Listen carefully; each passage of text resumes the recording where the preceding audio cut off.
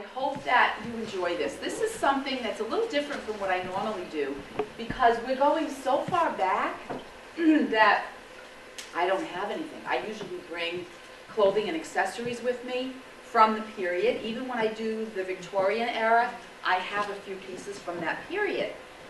I have nothing from the early 1800s, as you can imagine. Try to find something that early.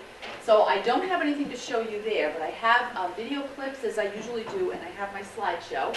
And we'll have fun with it, especially if you're fans of Jane Austen, which I assume that's why you're here tonight. I also have a few books. One of them is a small book, but it's about fashion in the time of Jane Austen, so you can take a look at that. Another one is one of the great books written by the late Janet Arnold. She did these painstaking books of patterns and how they would have made these dresses from the past. And it is amazing because this has some of the early 1800 pieces in it and shows you exactly how it would have been made, and it'll show you drawings of the inside and of the pattern pieces. So if you sew, unlike me, if you sew, you can really appreciate it. And you could look at this and say, oh, that's how they did it. So I encourage you. I'm going to leave it open to one of the styles from this period.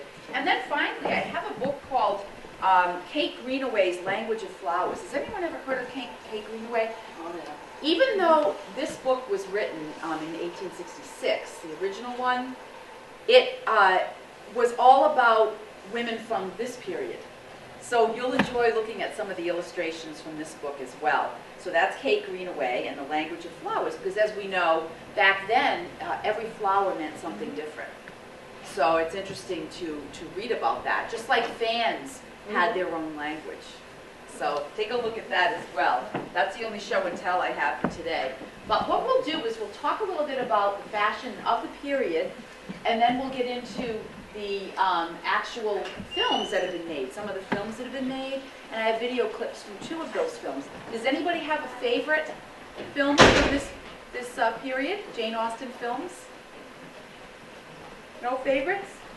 Pride and Prejudice, Sense and Sensibility? Yes, what's your favorite? Yeah, me too. I know. Do you like the version with, what's her name? Karen Knightley. Love her. Did you like that version? Some people say the other version was better. We were just talking about that. Yeah. Never seen the other one. I never saw the other one either. I didn't, No. so I can't help. So I can't either. Sorry. Nobody else has seen it? I mean, the fashion is just, I think it depends on who you like as the actor and actress. That's the thing that's going to make a difference. But I'm going to eventually see the other one so that I can compare them. But what we're looking at is a complete change. The era of Jane Austen, of course, those fashions are early 1800s. And what happened right before that period in France to change fashion? The Revolution. So fashion before this period was extremely different. And this was a very extreme change in fashion.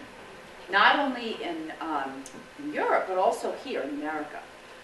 So we'll be talking about how those fashions changed and why. I'm wearing reproduction dress, and I'll explain this better when you see what this jacket resembles. But the dress is high-waisted, and I thought it would be a little too chilly. It's short puff sleeve, but I said I'm going to leave the jacket on, then I could talk about what this jacket represents too.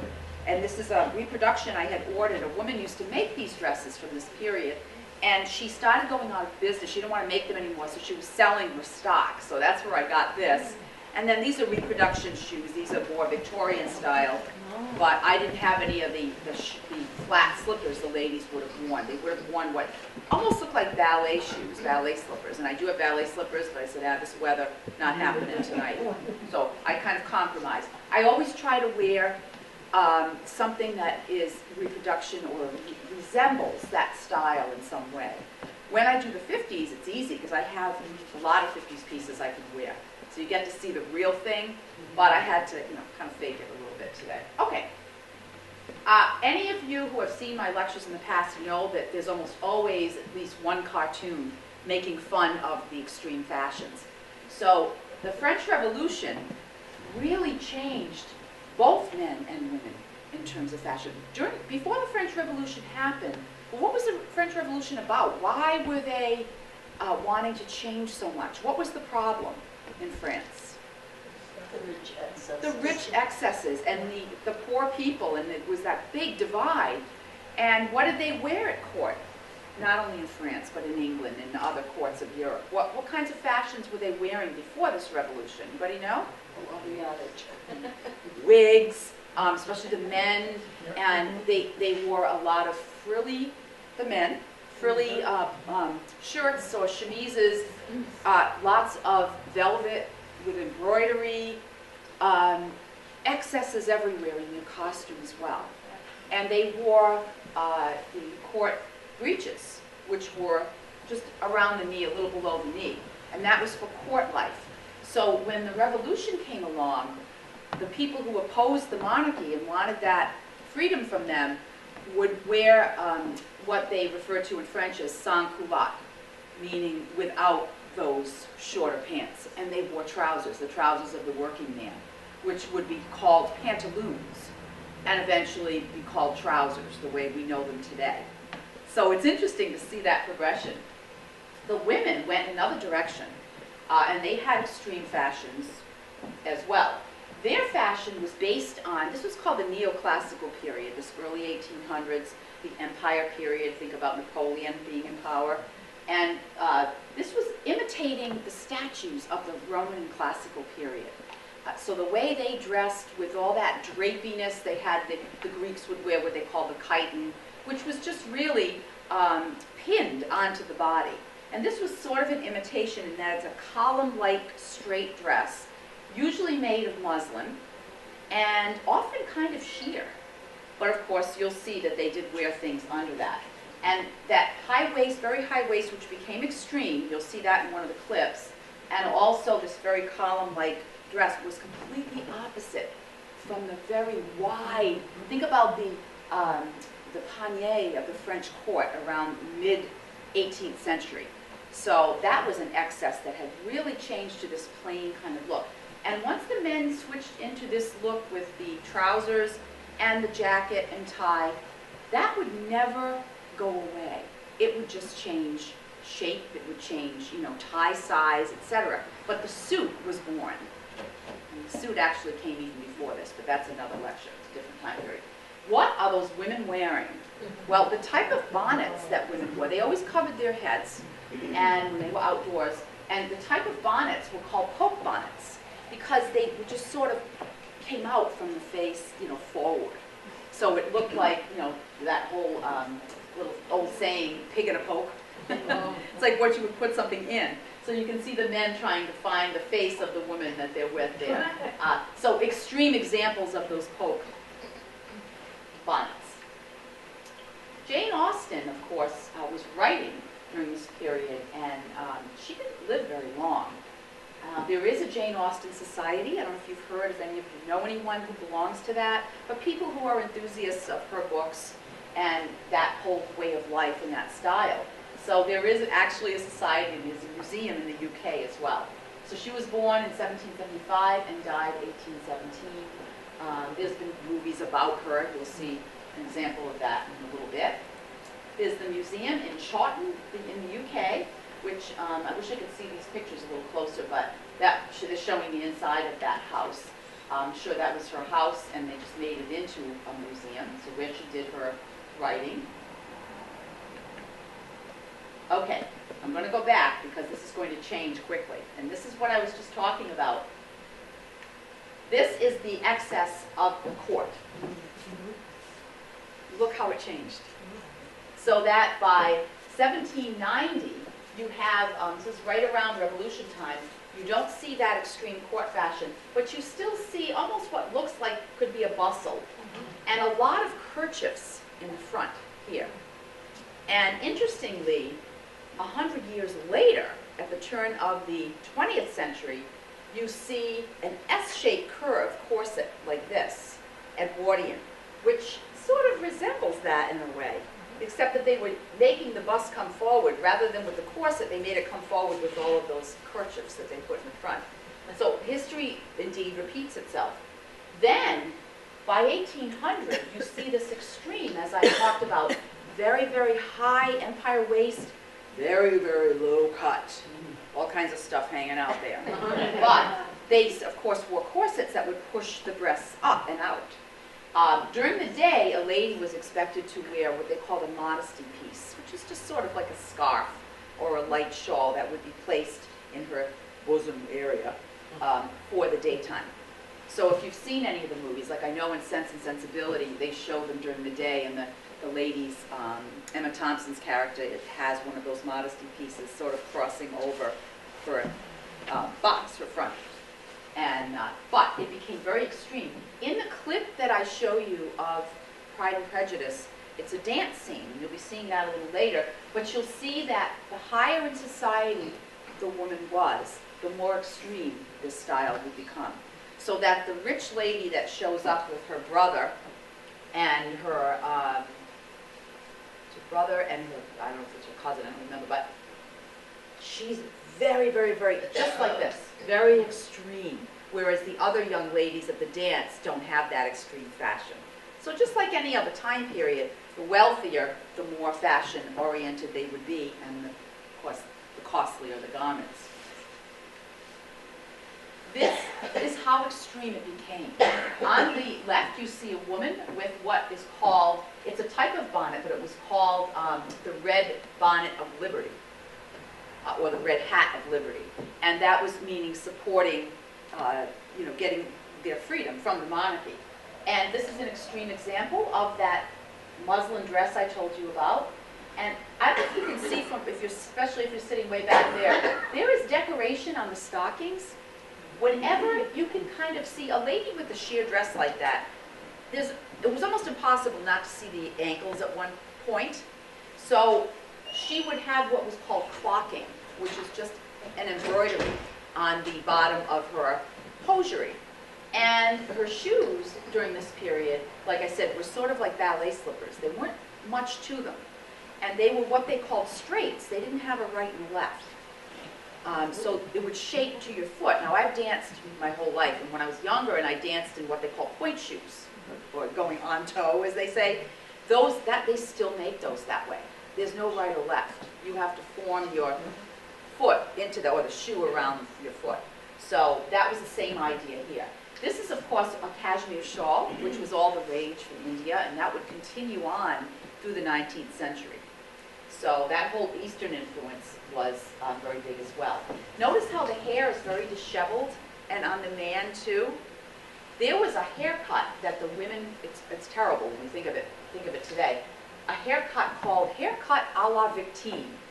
And what that meant was they just cut it, very messy like that, cut most of it off, the way they would cut hair when a woman was going to the guillotine, like Marie Antoinette did. And they'd wear a red ribbon around their neck to symbolize the head being cut off. Isn't that terrible? But that's what was happening. So that's the extreme you're seeing. The men, of course, very, very high cravats, and the scarf that went around that high collar was called a stock. And there were many ways that stock could be tied. And they had all kinds of names for them. But in this case, it's it's on the cheek level. It's up here. And, everybody was, sort of stiff looking in their jackets. But it was still considered a much more relaxed style than what we'd seen at court. He still has breeches on, but most of the men from this period are going to be wearing trousers. So it's just fun to see that transition. Sorry, there's a naked lady up here, but you got to dress her up.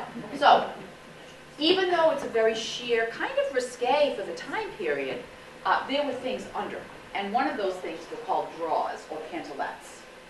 And they were usually a little designed at the bottom, some little tucks or lace, so that if the woman lifted up her dress and you happened to see the pantalettes, you'd see decoration. It wouldn't just be plain. Over those pantalettes would go a chemise, which is like a long, we think of it as like a nightgown. And it was just like a long shirt, and that would be under her dress, but also under her corset. There's her corset. Now, if you've seen Victorian corsets, this corset does not restrain as much as the ones in some parts of the Victorian period. even going further back, like Elizabethan period, where they really constricted the waist. Why is it not as constricted? Yeah, I mean, this is why. They weren't showing the waist. It was all about the breasts. And that corset would lift them up, and like I said, push them out a little bit, sometimes to an extreme, but the waist wasn't the issue at the time. So that's why you see that. And then over the corset would go the petticoat. And the petticoat came up to her waist, which was empire style waist, so it's way up here. So you couldn't have the petticoat start at the normal waist because there'd be that big gap. And if the dress was sheer, you would definitely be able to see a little bit of a gap there. It would not be womanly to do that. Okay, so that's her petticoat. So she had her drawers, then long chemise, corset, and then the petticoat, and then the dress goes over that. And that's what it ends up being. So that's, but this is a light style. Can you imagine wearing like the Victorian clothing with, they had even more layers than this. This is pretty good. This is pretty free compared to what they had later on and earlier on as well. So you can see that this is a very low cut. So this would have been considered okay for evening. And then again, the woman has the shawl as a covering. And Empire Line, as it says here, is all about Napoleon, who's down here, when he was in power. Another cartoon. These dresses were so thin, if a wind blew, it pretty much formed to the body. And so that's what you're seeing. Fortunately, the woman can't see herself because it's behind her, but they're really making an example of, you know, the extreme version. But can you see the clocking? See the wind is blowing, so it's lifting her dress just enough so that you can see the clocking, and her flat shoes as well, and then her bonnet. These are some examples of sleeve styles. Many times they were puffy, but a lot of times during the day you'd see a long straight sleeve because it was plainer for daytime, and you'd see this puffy sleeve in the evening without the long extension on it. This would be an example of, it's a more modest cut, but it could be either day or evening. And this is important for this period. See this back here? Anybody who sews in here could probably tell me, why are the gathers back there? So we can sit down. So when the wind blows, you don't get to see. All right, those are good. Why do you think that's gathered? To emphasize the front of it. Yeah, partly, those are all good, but really it was just one big piece of fabric. And so when they attached it to the top, the bodice part, they had all of that extra fabric that they had to gather before they sewed it. Why did they cut it smaller? I don't know. It was called a round gown. So it was literally a round gown. And you'll see, you can see in some of the video clips, you can tell when the woman turns around that she has this kind of little bit extra fabric. The other thing they did, and you'll notice the way the ladies stand, and the men too, the top was cut. It's almost like, I need a volunteer. Somebody want to come up here for a second? I won't hurt you. Anybody want to take? Come on up. Yeah, you don't mind it. I'm not going to hurt you. All right, I'm going to have you stand like this, okay? So pretend, I won't pull hard, but this, your arms are here, now they're here, okay? How's that feel? Not very comfortable. Would you want to be in that position all day? No. If I let this happen, this would probably tear.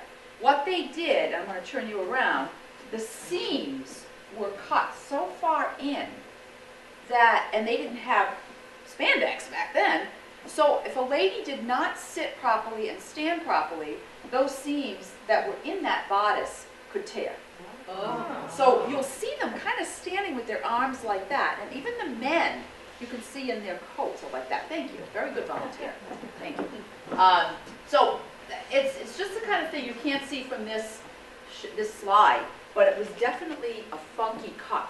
And you'll see it when you come up and if you look at some of the pages on how they develop that bodice line. Okay, what do you wear on the outside? Well, this is a long coat with the same line as the dress, the same empire line, and that's called a pelisse, P-E-L-I-S-S-E. Not police, but pelisse. And that's going to continue into the later 20s too. We get to the 20s and 30s, but the pelisse will change shape. Right now it's very straight, just like the dress is. Look at the size of the muff. You know what muffs are for, on your hands. These fur muffs were huge, huge during this time period. This is called a spencer, and that is what I'm wearing. This is not old, but a friend of mine gave me this a few years ago, and it's cut short, just like a spencer would be. And ladies could wear this over their dresses indoors and leave it on, or outdoors. So the spencer was a jacket, and usually in contrasting colors to the dress. And then finally, of course, there was the ever-present shawl, cashmere or otherwise, that a lady would use to cover herself. So those are the three main things: the pelisse, long coat to follow the dress, the short spencer, and the shawl. And that's just an example. You'll always notice that women are posing next to these ancient kinds of urns or statues. In fact, in Sense and Sensibility in the movie, Emma. In Emma, Gwyneth Paltrow was painting her friend, and the friend is standing sort of like a Greek goddess, like that, and there's some kind of a statue or urn next to her. So that was just it was neoclassical, it was just the vogue at the time. And there again is your cashmere pattern shawl and your spencer. And this is one, I'd like to get this up close. When I was in graduate school at URI, I actually worked on one like this. We had to, it was a class on material culture, so we had to identify dates by looking at things in the costume collection. And I picked something that looked almost exactly like this. It was a wedding bodice, and but it was like a Spencer jacket. So notice how short it is. I don't know if you can see, but this detail here, this detail in the sleeves, and it just buttons all the way up.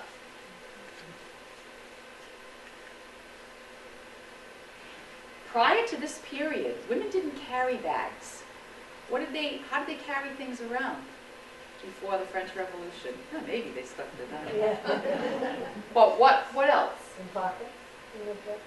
That's right, but they didn't have pockets the way we know pockets. Pockets were actually tied around the waist and were very fancy, even though no one saw them. And there was one on each side, and a woman would reach into just a slit in her dress or skirt and be able to reach into that pocket. The pockets were either slit horizontally or vertically. And I've been to collections where there's a room full of these pockets in display cases because they lasted because, no, they weren't worn out. They were worn under, they were protected under these layers. Well, once you got into these sheer, long, thin dresses, where were you going to put the pockets? Some of them were so narrow that the pockets would have probably bulged out a little bit underneath. So they had to have an outside bag, and that was called a reticule. So we just have a string to, like a pull string, drawstring, to close it. Fans, of course, they needed fans. There was no air conditioning, not for another 150 years or so. This was the cockade fan because the cockade was one of the symbols, especially in red, white, and blue, of the Revolution. So the cockade symbol became very popular, and fans were made as well. There's a very large muff, which you wouldn't know by this picture, but when you stand it next to the lady in that image, you can see how big it is. And these are examples of the shoes that are very flat. Many of them did have ties that they would tie around the ankle to keep them on their feet. Men's dress. This is my favorite period for men. I don't know what it is, I just think it is wonderful.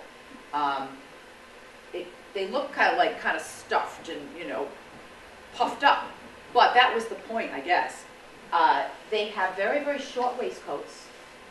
And these are the pantaloons I was talking about. They're kind of tight on the men. If you see the fashion plates, you see that they're not too loose. And they tend to be, a lot of times, this light color.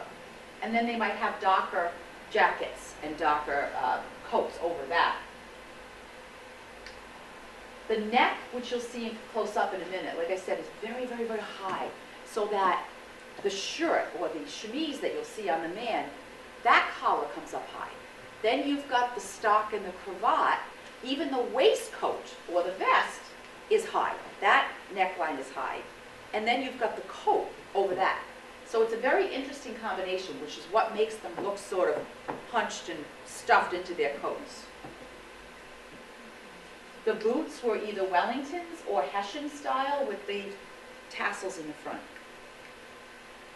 This is what I mean. Look at that chemise, that shirt. How much higher could it go? It's like practically going to cover their mouths. And these are the drawers that the men would wear under their pantaloons. And again, typical. How did they keep their pants from riding up? Anybody know? Stirrups. Yeah, they had stirrups that would go under the shoe or under the foot. Either way, you could go either way. And it would keep them from riding up. So in this case, it's under the foot because its boots are covering, they're high boots. And in this case, it probably go right under the shoe. So you don't have all this scrunching up of the pants. This is a tailcoat. The tailcoat was very popular for daytime and evening. But tailcoat, a real tailcoat, is, of course, straight across this way and then has the tails behind it. As we get later into the 19th century, it's going to be more of an evening jacket and not for day. They get more casual during the day, just like anything else. Top hat is day wear during this period. Later on in the 19th century, top hat will be dressy only. So everything changes as we go along. But at this period, this was daytime. Remember I told you that the stocks had different names? Sometimes they called them cravats, sometimes stocks. And they have different names according to what was going on at the time. This was the Irish one, American, Napoleon, and you could just tie them all different ways, sort of like what women do with scarves now. That was the men's stock.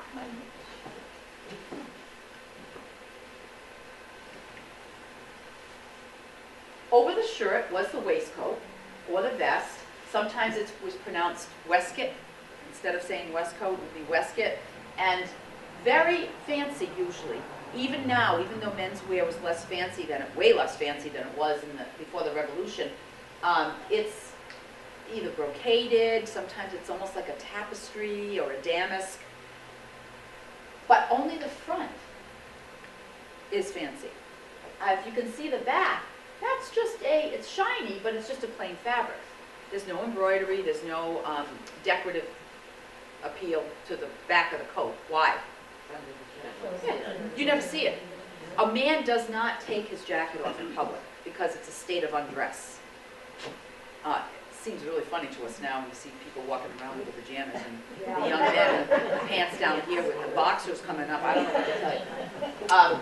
But that was a big style for a while. These guys, no, it was all about, even when a man was at home resting, he would take off his outer coat and have this on still, but he would put over a jacket or a coat, which is sort of like a bathrobe, called a banyan.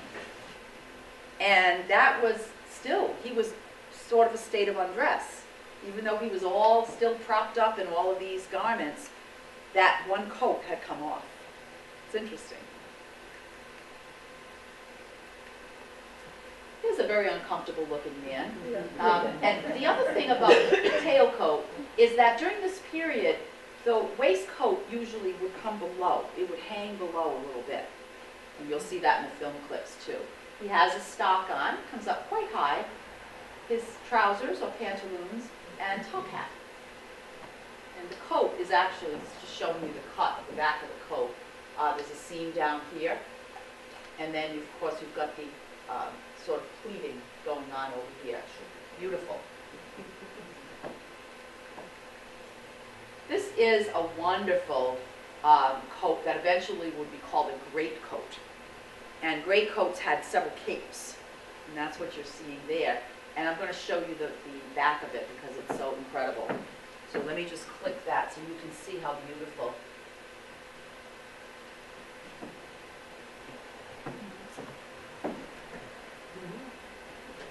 With all the buttons. But this is something you might see on a woman today. A woman would wear a coat like this maybe with that sort of military inspiration. But this was a man's coat back then. And then capes were very big for men as well. You can see his frilly shirt under it. And I'll show you a close-up of that collar with the stock as well. So you can see how high up both the shirt underneath will go and then the outer cape. And then he's got a clasp here, brings it together, hold it on, and there's his fancy waistcoat right there. Here's the banyan that I was telling you about. Was just a coat worn over his vest, his shirt, his tie, stock, whatever, and even his shoes. Sometimes they probably had slippers, embroidered slippers to match the banyan, and they had caps too. So the nightcap would often match the banyan. The hat style, of course, what had the style been before the Revolution? What did they look like at the end of the 1700s? Did it look like that? No, right? This is a bicorn. Back earlier, before the French Revolution, was the tricorn. So it was a three-cornered hat in the 1700s. But then in this period, during the Napoleon era, you see this hat worn front to back or even side to side. And that's a cockade, keeping it up, cocking it up. That's what that's for. And then your top hat, of course.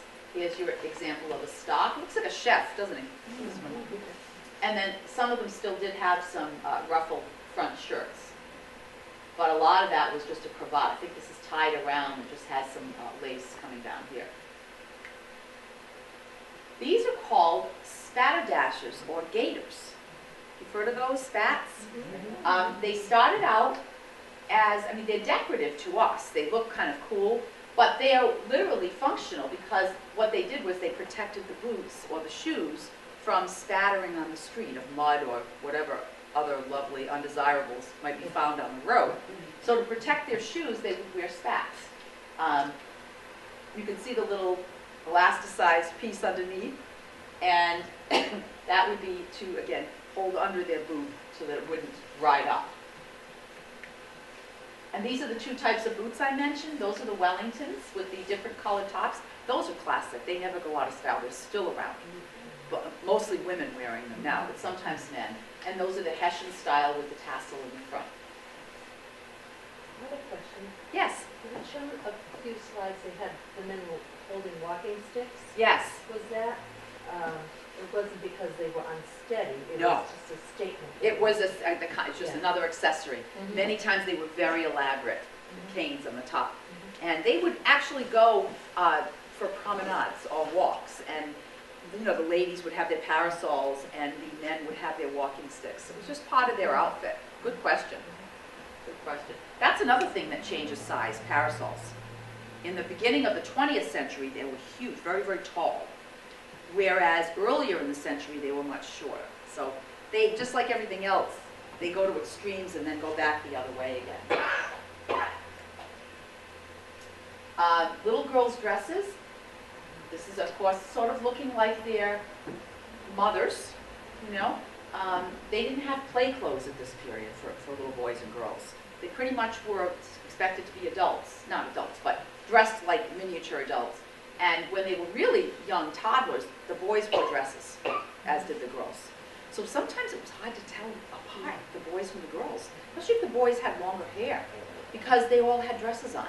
And until they were ready to be breeched, you know, and wear the trousers or the short pants, as my father used to refer to them as, just the breeches, then they were in the dresses first. This is called the skeleton suit, which is basically high trousers with a very, very short waistcoat and almost like a little Spencer jacket, a short jacket.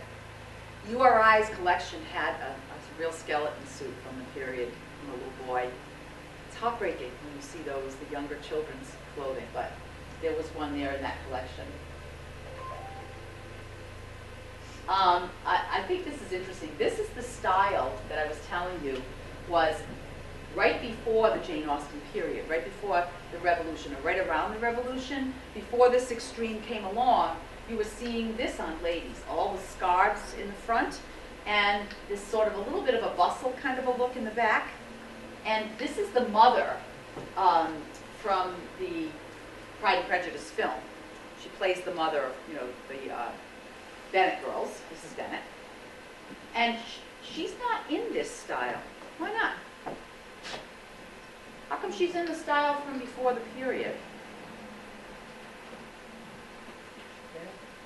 Time machine. She's older. She's not going to wear what the, you know, because the younger people are the ones usually wearing that newest fashion.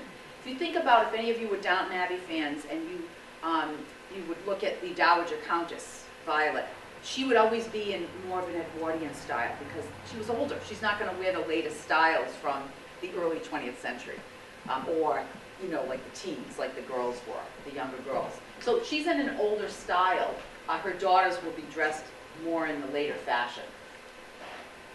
Who was Beau Brummel?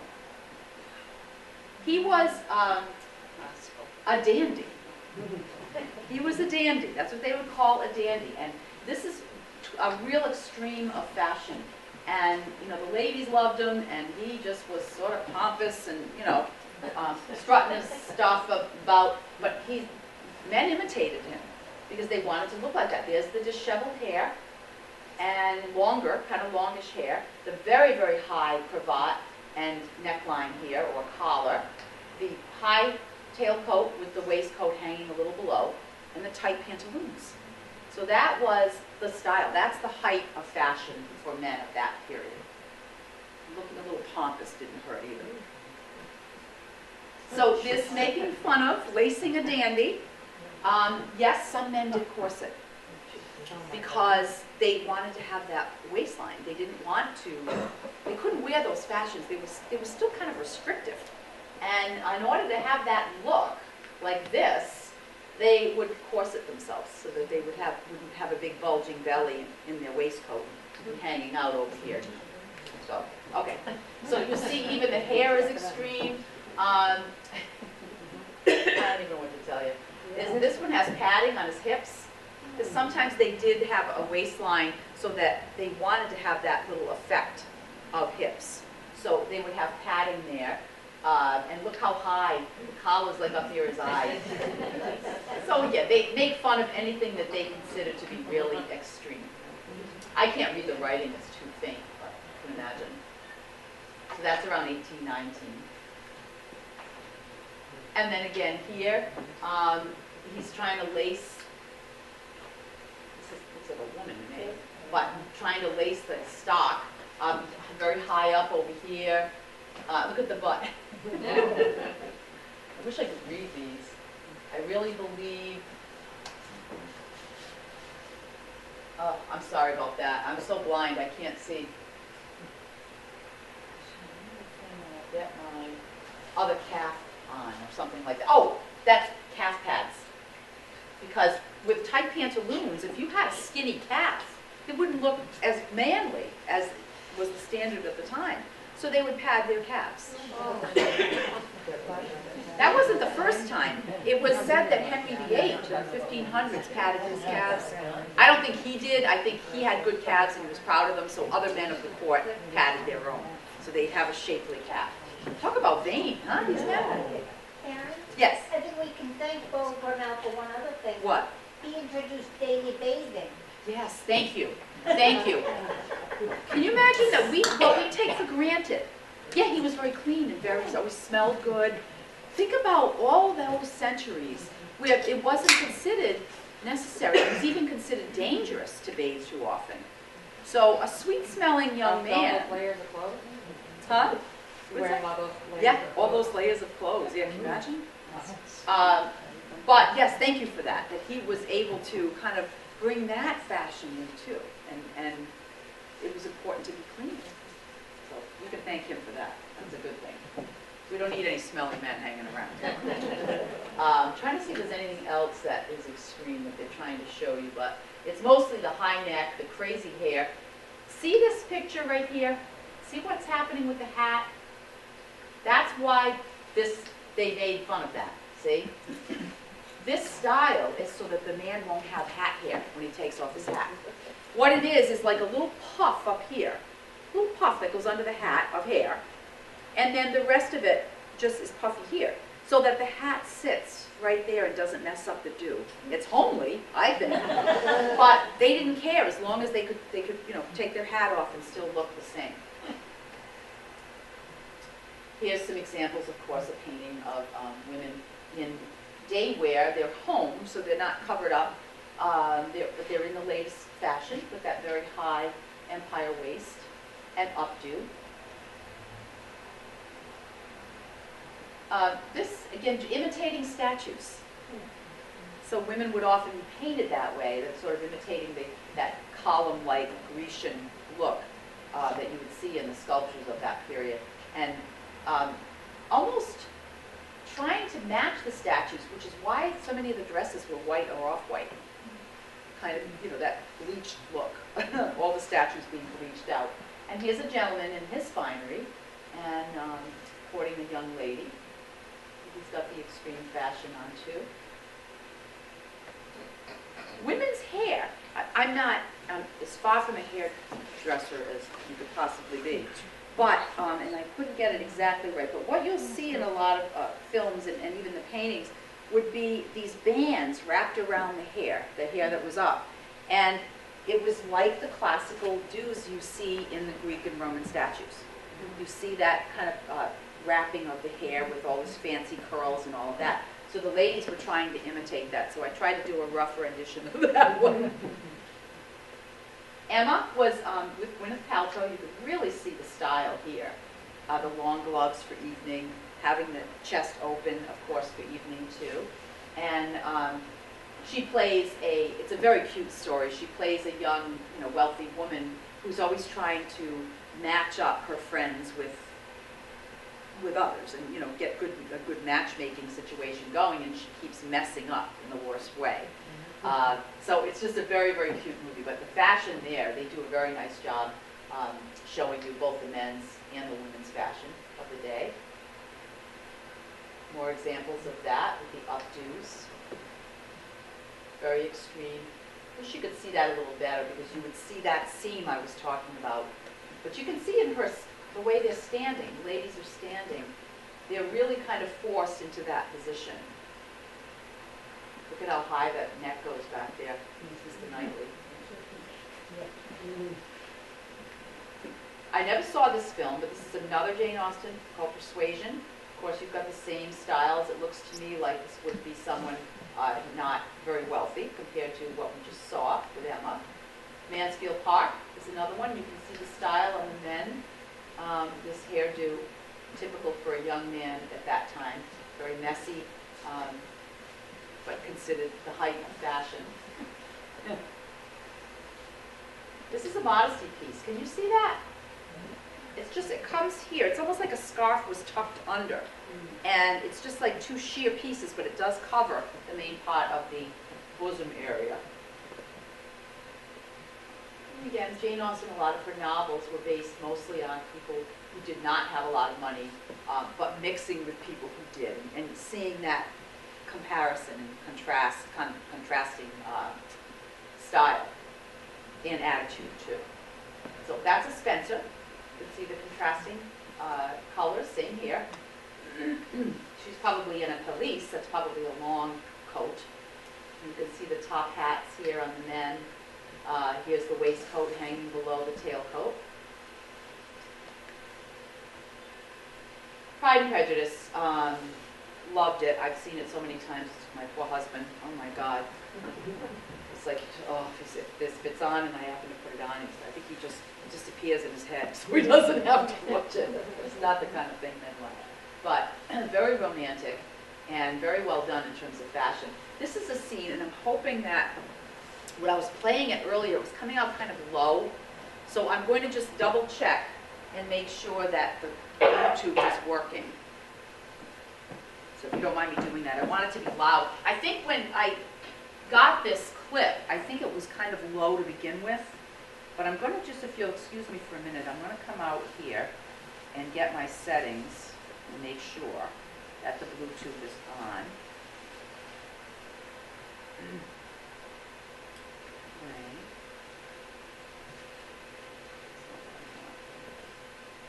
Go away.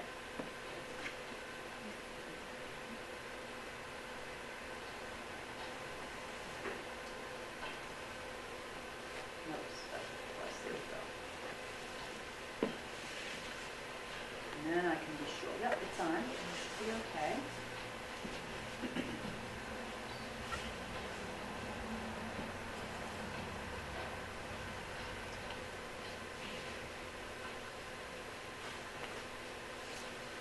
Try that again. Front. I'm gonna make sure it's as loud as it can go. What you'll see is the Bennett girls are at a dance, very proud of dance, and Mr. Bingley, who ends up with Jane, the sister, she's one of the Bennett girls, but very wealthy, Mr. Bingley, and Mr. Darcy, and Bingley's sister, I believe, come in. And when they come in, it's like everybody kind of stops and watches them march down, you know, because they're the wealthy people and more important, and so they make an entrance kind of thing. So you'll see that, and you'll see how the regular people are dressed, a lot less fancy. So let me make sure this is on.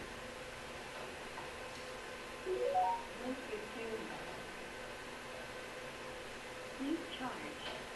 Please charge. Please charge. Please charge.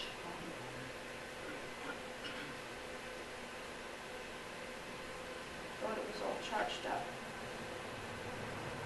Well, we'll see how we do. It might be a little less low, but you will definitely see the costume. That's what's important.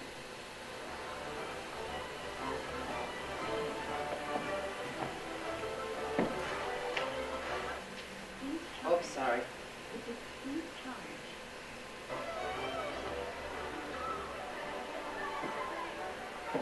See, they have a kind of high waistline, but the fabrics aren't fancy.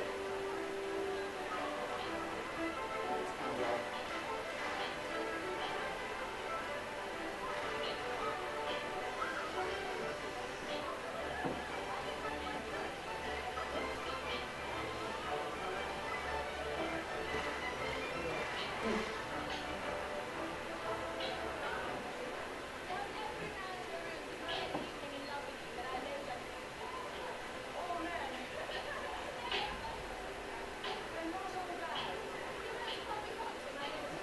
I'm sorry about the sound.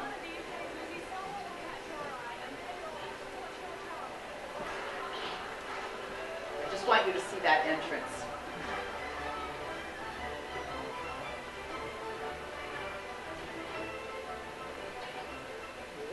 Here they are.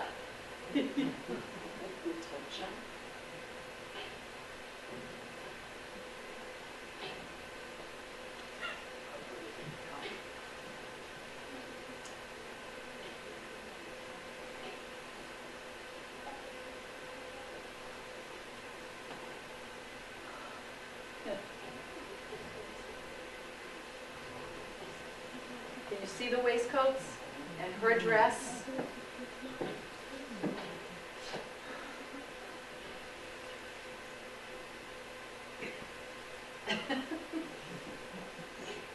Look at Mr. Bingley's hair. You'll see what I mean about the hairdo for the top hat.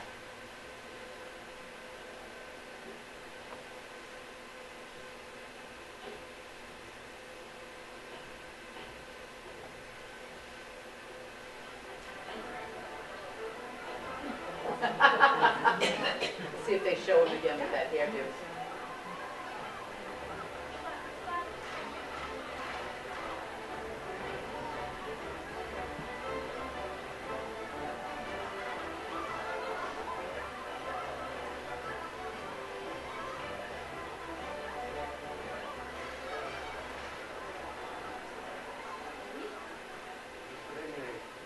You see how he's got that puff at the top? Yeah.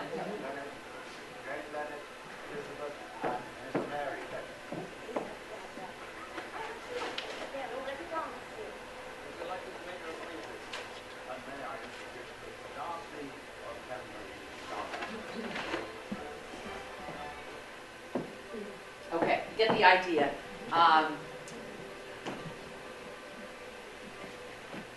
But you can really see that the extreme difference. Like, look at the plain, might be a higher waist, but the fabrics are very, you know, plain compared to what we'd see on the wealthier folk. Mr. Darcy, Mr. Bingley, he's sort of got that messy look.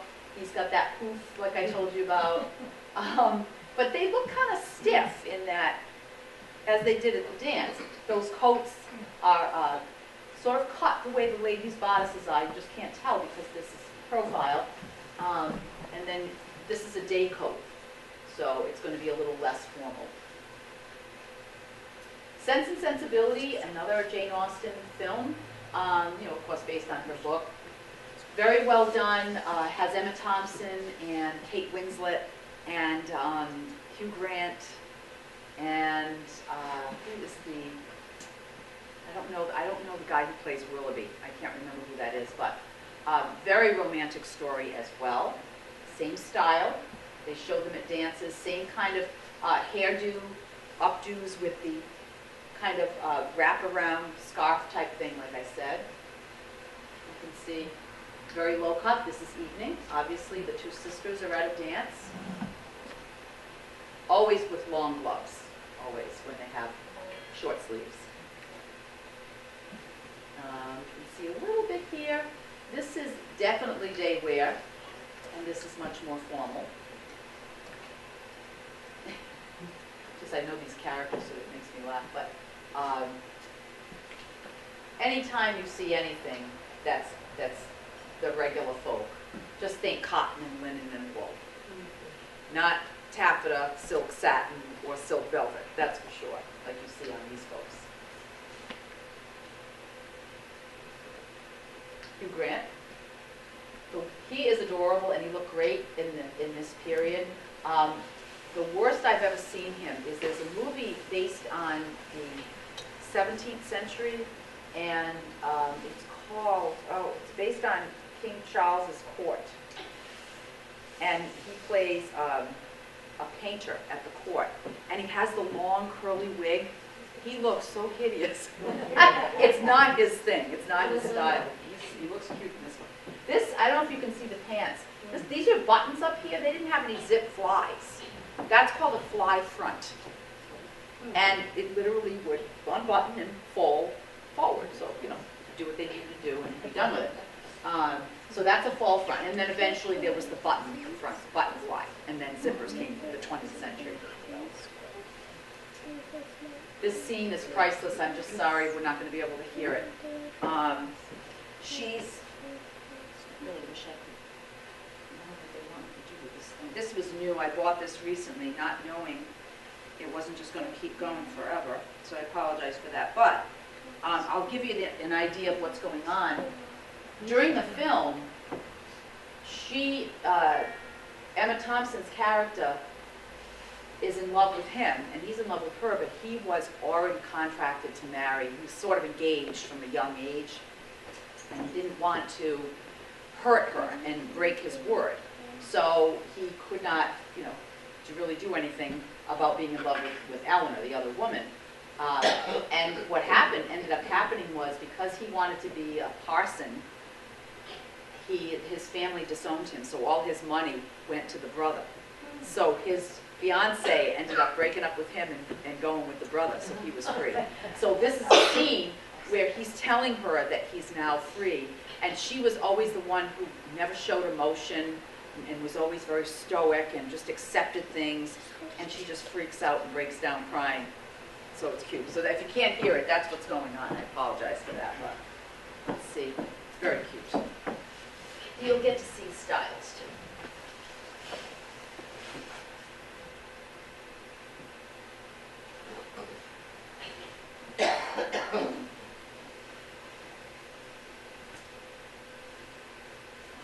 You're not married, she said.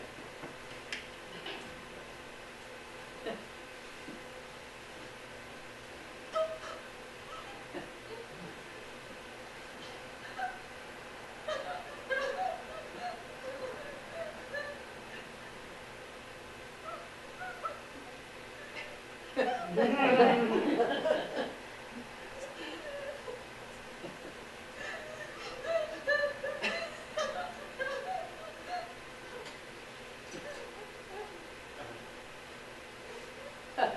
I met Lucy when I was young.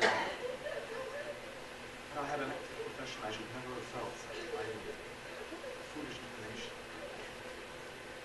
My behavior at the moment was very wrong. But I convinced myself that you felt any friendship. And it was my heart that wrote my interest. I've come here with no expectations. Only to confess how I am able to do so. That my heart is always will be yours.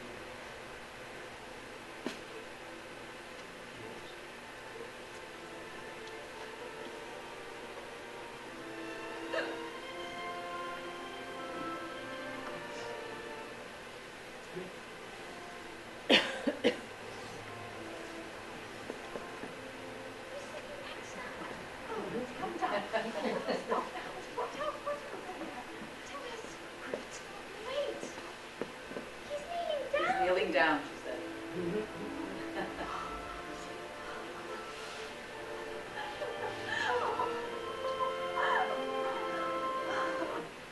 I know, I wish you could hear it because it's very, very cute the way they did it. But, so yeah, that turned out okay.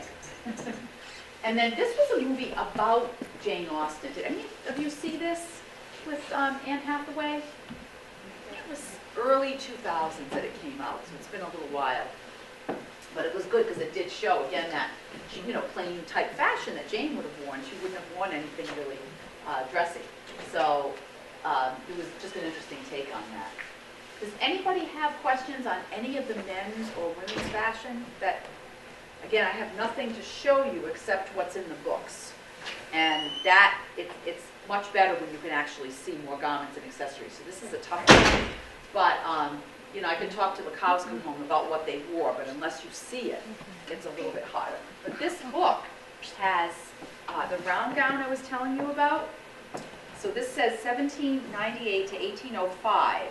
And you can actually see that gathering along not only the back, but the sides too. There was so much fabric and such a tight little top that they had to make that gathering in order to sew it to the top. And then on the inside, as simple as it looks on the outside, it's much, much more complicated when you look on the inside of the bodice. So definitely take a look at that. And let's see if there's another one that reminds me of that. And then this one too. This is a little bit later when the waistline stops coming down. But just that tight, tight seaming that makes the shoulders come back. So you'll definitely get to see that. And I had something, if I can get my glasses, I might be able to read this for you, from this fashion in the Jane Austen time. So let me see how well my eyes work today.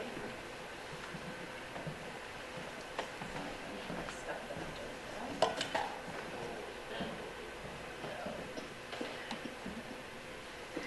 I'm going to have to try to do it without my glasses. The collar, which was always fixed to his shirt, was so large that before being folded down, it completely hid his face with, or his head with lace, and the white neckcloth was at least a foot in height. I'm having trouble reading the rest of this. The first was made with a shirt collar, which was folded down to proper size, and Brummel, they're talking about Brummel, and Brummel then standing before the glass with his chin poked up to the ceiling by the gentle and gradual, I can't read that either, sorry, of his lower jaw, creased the cravat to reasonable dimensions, the form of each succeeding crease being perfected with the shirt which he had just discarded. I mean, there was like a method to everything that they did in dress. Similar example to that, when you go back to the 1700s, when a man of wealth was being dressed, even more formally than with Beau Brummel, in the court fashion, there's a scene from the movie Dangerous Liaisons with Glenn Close. Did you ever see that movie? In the very beginning, they show both her being dressed with the pannier and all the things that would go on. The pannier looked like two baskets on the sides of her hips, and they show her being dressed, and then, oh, what's that guy's name that played, the one who was her co-conspirator? He's a wonderful, John Malkovich. And his nose hairs were being plucked, his hair was being powdered, then they would, he had his banyan on and his matching cap, and then they would dress him with all the lace and all of that. It's so interesting. If you don't see the whole movie, just see the beginning scene. You can get that even on YouTube, because you get to see that entire, how complicated it was. And when she's trying to walk through the door, if it had been a regular door, she would have had to walk this way. But that's why they came out with French doors, so that they opened this way and she could walk out with her full skirts. So much different from this. But it's, even though the times were a little simpler compared to what they had been, they were a lot more complicated than us. You see men nowadays being so careful with that kind of a thing, with the collar being a certain, and then making sure as the neck comes down that it's properly creased. I can't even imagine. We've come down in formality so much. But some people think it's a good thing. I think it's kind of depressing myself. But we have to go with the times, This is why this is so much fun, because you can dress up, you can kind of pretend that it's a time period that it isn't. Manners, the manners of this time, like I said, the language of flowers, this book tells you what each one means. And, if you had a friend, the proper thing would be to do was to be a man, if he had a female friend, for example, would send yellow roses the day after he saw her, meaning friendship. But there were other flowers that would mean hatred or, very bad connotations with the flowers. So it was a very precise language. And even with the fan, I remember reading, if a woman took her fan, everybody knew what these symbols meant. If she went like this, it meant, she hoped that he dropped dead. So, I mean, everything, yes, subtle, but everything had its own meaning. Or, come closer, or, back away, it just, we don't have any of those subtleties in that kind of thing today. Everything's just out there. But manners, the manners of these gentler times, even though they had problems, of course, that's the thing that I'm drawn to of these older time periods. And even the Victorians, everything was very done for a reason, and you were expected to behave a certain way. When did that change? When did we start to see those changes? Because I remember when I was brought up, it was still, I was still wearing gloves to church. What happened? Our children. Yeah. Vietnam War. It didn't start with that, it was before that, but things just started getting, the youth movement. Everybody was looking at the young. Kennedy's women, that was a groundbreaker. That's right, and that's when men stopped wearing hats, when John Kennedy didn't wear one on his inauguration day. Yeah.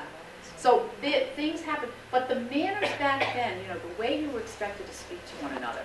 If you noticed when the three stiff ones there at the dance at Pride and Prejudice, everybody just did this, they all bow to one another. That was just what you did when you greeted someone.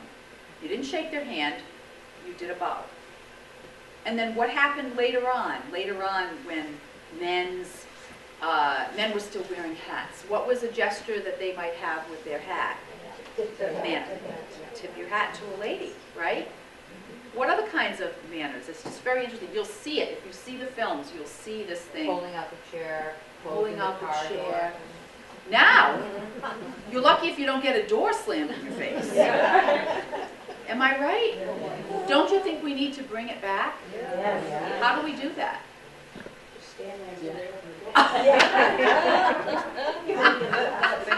But you left out McCole. It's not everyone. It's not everyone. It's a different, we have a hectic, this was a slower, people didn't have what we have. They didn't have conveniences. They didn't have TVs, obviously. They could read. There was no radio yet. So what did they have to do? A lot of needlework. Young women were expected to be very good at a very young age in the needle arts. And when you see those embroideries on the wall in a museum or whatever, the samplers they call them, that was a young woman or a young girl should be able to do that quite well. And if a suitor came to the house and that sampler wasn't beautiful, he didn't want to marry that girl because she wasn't going to be very domestic. She couldn't. Equal rights, that really doesn't. What's that? Equal rights. Equal rights. Yeah, it's like, okay, you can fend for yourselves, ladies, right? Women But- started working, that's it. Yeah, women started working, yeah. You know, back then, women were working home. I mean, talk about working. If you didn't have money, you were working from dawn till dusk. But, you know, women didn't sit idle. Usually they were always busy with something, whether they're spinning their own yarn and then weaving it into cloth, and especially the farming, people on farms, everything was a chore.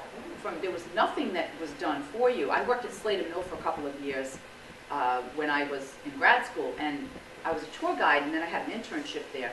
But has anyone been there to Pawtucket Slater Mill? That was in 1793, which is around this time period. That's when the first cotton mill was opened in New England, and Samuel Slater had really been a big part of that. And that's when, instead of a woman having to spin her own cotton or flax yarn, it could be done, and you could buy spools of this yarn because of this factory system that came from England. And Samuel Slater was trained in England, and then, you know, he came here. And so things like calico cloth and all of that and would eventually become very popular. But the cottons and the factory workers it went from farming communities to industrial. So this was part of that whole thing. And the good thing of that is, of course, we can go out and buy clothing. We don't have to spin the yarn to make it. But what's the bad thing about it? What's the bad thing about this industrialization and as far as clothing goes? Throwaway. How has it come to, somebody just said it, throwaway? It's come to the point where we don't value it anymore. This is why I got into this field, because I was always enthralled with antique and vintage clothing because it's so much better made. They even had it in their inventories in the 1700s. I used to look at old inventories for some of my research, and clothing was part of the inventories in home. It was worth something. And you didn't just get rid of it, you just didn't throw it away. You either wore it until it wore out, or you remade it into something else, or used it for another style. Even when I was growing up, my mother would never throw out an old nightgown. She'd rip it into rags and use those rags. Do you remember sock donners? Yeah. We have a store, some of you know this already, but my husband and I have a store called Nostalgia Antiques and Collectibles in Providence. And a man came in yesterday, an older man came to the store and said, "Do you have any sock donners?" And I said, "Boy, I know what that is." You know, I didn't expect him to say, "What is that?" I said, "My mother used to don my father's socks all the time."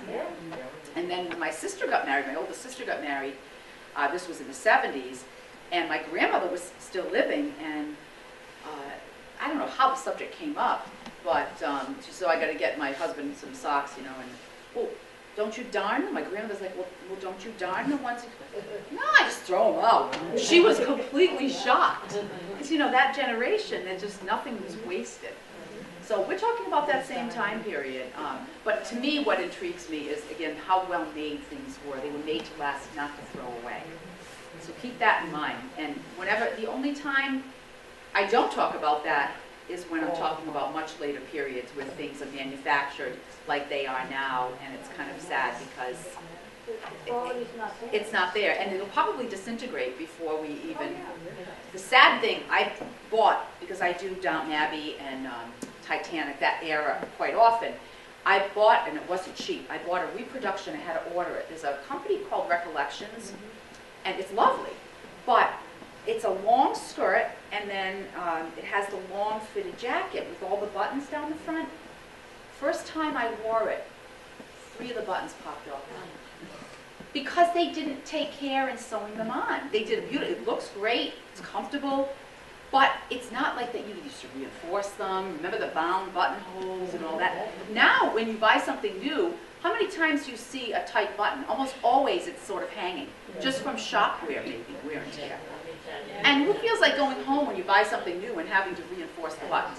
So these kinds of things, when even the poorer people, when they made their own clothing, they made them to last because they had to. You don't see the lower class clothing in museums, not only because maybe it wasn't as fancy, which it wasn't, but because they wore them out. They're not going to be around like the clothing of the wealthier who, you know, they saved things and they didn't wear them that often so that they were preserved. Working man's clothing, there was one pair from the late 1700s in the collection at URI from the late 1700s for men, and it was working trousers, which I hope the poor man didn't die before he could wear them out, because I don't know how they survived. And in the pocket, put into a plastic bag by the URI costume, yeah, period, thank you. Put into a plastic bag, but there was dirt in the pocket. So it was historic dirt, but it was a working man's pants. And then another time was, we were doing, it was a class that we had to, again, that material culture where you had to take a piece from the collection and figure out when it was from. And there was a girl from Australia, I'll never forget, she came from Australia for this one class for 2 weeks in the summer. And it was this 20th century class, and one of the garments she picked was a tailcoat from the turn of the century. And it was literally the tails, and she discovered when she was looking at this that there was a little pocket in the tail, inside, a little pocket that a man could put whatever he needed back there.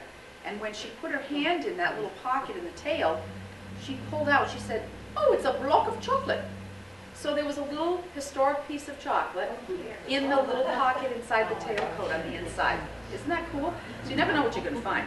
But I'm kind of rambling now, but I get very excited when I talk about that because everything had a purpose. Everything meant something.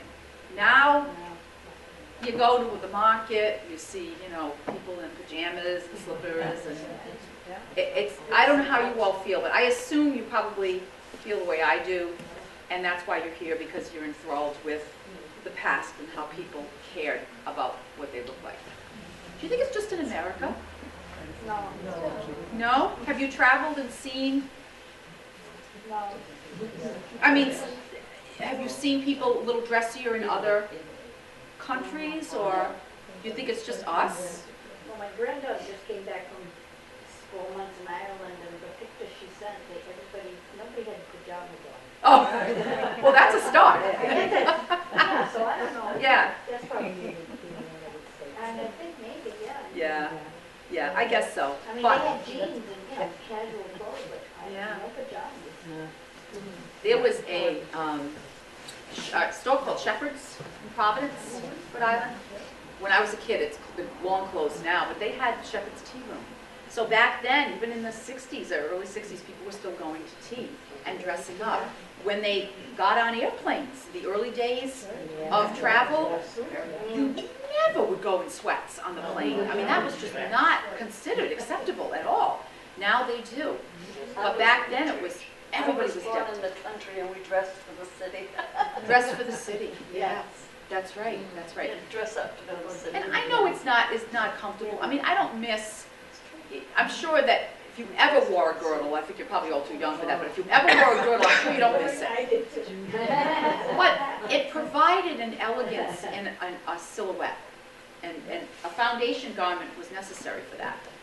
And, you know, we don't, the only thing we have now are Spanx, which is a substitute for that, and it does provide a smoother line, but it's not like the old girdles or the old corsets that you could actually decide how small you wanted your waist, and whether or not you wanted to breathe that day. So, anyway, anybody have any questions on the period? Well, I just wanted to tell Yeah. you, back in the day, I can remember when you went to court. Yes. You had to dress up, you had to wear a hat. Oh, yeah. In court. Yes. Like church.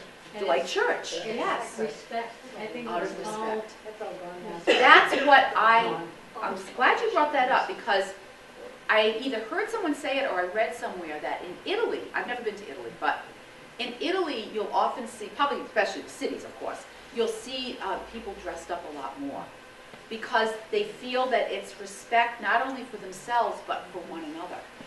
That it's a sign of respect to look nice and be dressed up when you're in public. So that's kind of cool. I mean, I don't think we have that anymore. We've lost that. Not everybody. I mean, there are a lot of people who still enjoy getting dressed up, and but we want comfort. We're in a very fast-paced society, and we want to be comfortable. So in that way, it's good. But the downside is that the manners have gone along with it, so that we get frustrated and discouraged, and things move very, very quickly, and everybody's on their phones and trying to keep up, and it's hard. So I like to dwell in the past. That's where I kind of live half my life anyway, either reading about it or talking about it, and it's fun. So it's sort of the best of both worlds. But anybody have any other questions? I want to thank you all. Usually it's a little longer, but again, I have no show and tell to speak of except for the books. So please feel free to come up, ask questions, come up and see the books if you'd like to. And thank you so much for coming in.